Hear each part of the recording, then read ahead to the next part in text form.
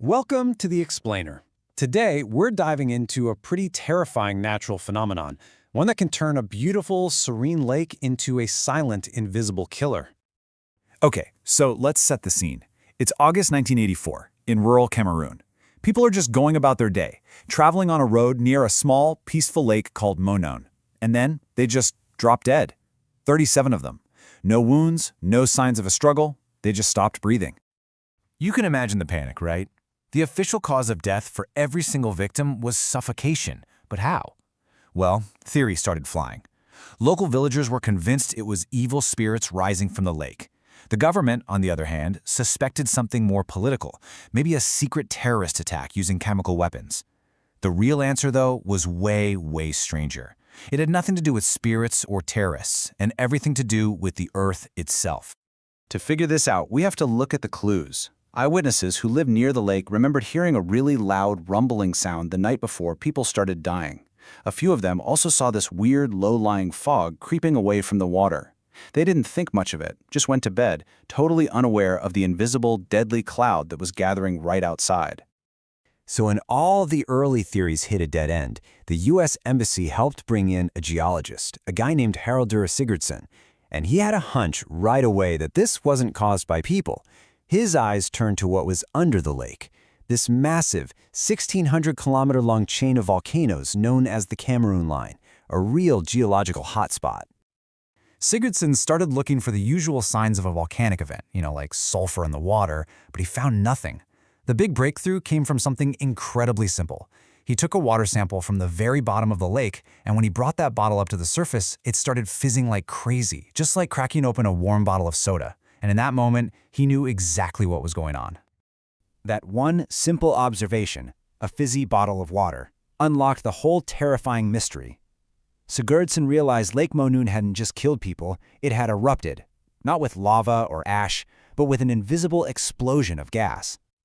So how does a lake become a giant, pressurized soda bottle? Well, see, most lakes in the world kind of breathe. As the seasons change, the water on top gets cold, sinks, and mixes with the water on the bottom. It's called turnover, and it safely releases any gases trapped deep down. But in some deep tropical lakes, the surface water is always hot. It acts like a permanent lid, trapping the cold, dense water at the bottom for hundreds, even thousands of years. And that's where the trouble starts. Sigurdsson came up with a name for this brand new, terrifying idea, a limnic eruption. His theory was that, for centuries, carbon dioxide from all that volcanic activity underground had been slowly seeping into that trapped bottom layer of the lake. And under the incredible pressure of all the water above it, the CO2 didn't form bubbles. It just dissolved, turning the deep water into a highly concentrated, invisible gas solution. You see, this process is basically a ticking time bomb. The lake gets more and more saturated with CO2. Then all it needs is a trigger, a landslide, an earthquake, maybe even just a big storm. Something to just jostle those water layers, and poof. The pressure is released, and all that dissolved gas violently erupts in a catastrophic cloud. When Sigurdsson first published this theory, his colleagues, well, they thought he was crazy.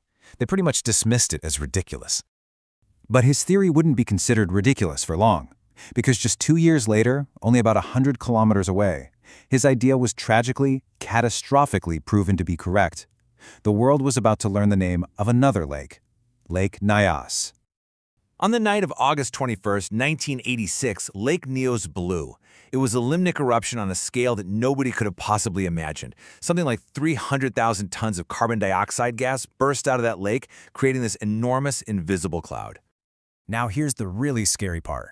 CO2 is heavier than air, so this massive cloud didn't rise up into the sky. No, it hugged the ground and flowed silently down into the nearby valleys, pushing out all the oxygen. Anything in its path, 1,746 people and more than 3,500 cattle and other livestock, they just suffocated right where they were standing or sleeping. The sheer totality of it was just chilling. Rescuers who arrived on the scene all talked about this eerie, profound silence. The gas cloud was so complete in its destruction that it killed everything, right down to the flies. Not a buzz to be heard. The only human survivors were a few people who by complete chance happened to be on high ground, just above where that deadly gas cloud flowed. So, what set off the Nyos disaster? Investigators found the trigger, a fresh landslide on a cliff right above the lake. Thousands of tons of rock crashing into the water was all it took to disturb those deep, gas-filled layers and start the chain reaction. The eruption was so violent, it also created a 25-meter-high tsunami that just wiped the lake shores clean. After that, nobody in the scientific community was denying the terrifying reality of killer lakes. All right, so the threat was undeniable. The question then became, what on earth can we do about it? These lakes were just slowly recharging with CO2, like ticking time bombs waiting to go off again. So scientists from all over the world raced to figure out how to make them safe. And the solution they came up with was, well, it was both ingenious and surprisingly simple. They decided to basically give the lakes a way to breathe. The idea was to sink these huge pipes down into the gassy bottom layers. They'd use a pump to get the water started up the pipe, but then, as the water rose, the pressure would decrease and the CO2 would start to form bubbles. Those bubbles would then push the water the rest of the way up, creating a self-sustaining fountain that safely vented all that dangerous gas into the air. Now, this was a massive project. The very first pipe went into Lake Nyos back in 2001. Over the next 20 years, in this incredible international effort, they added more and more pipes to both lakes. By 2009, Little Lake Monoun was declared safe. And finally, in 2019, the much bigger and deadlier Lake Nyos was also declared fully degassed. Threat neutralized. A story with a happy ending, right? 2 killer lakes tamed by science. Problem solved. Well, unfortunately, the story isn't quite over. While Monoun and Nyos have been made safe, there is a third lake out there that makes them both look tiny, and it remains a ticking time bomb. Meet Lake Kivu. It sits on the border of the Democratic Republic of Congo and Rwanda, and the numbers here are just staggering. It's over 1,700 times larger than Lake Nyos, and more than twice as deep. But the most terrifying number of all is the population risk. Around Lake Nyos, a few thousand people were in danger. Around Lake Kivu, 2 million people live right on its shores. And Kivu has another deadly secret. On top of all the CO2, its deep waters are also saturated with methane gas. You know, natural gas, the flammable stuff. This means a limnic eruption at Kivu could create a cloud that doesn't just suffocate you, it could also explode. It raises this horrifying possibility of a massive firestorm sweeping across the lake and into the cities along the shore. Now, there is an effort underway to try and tap into this methane for electricity, which, in theory, could slowly make the lake safer.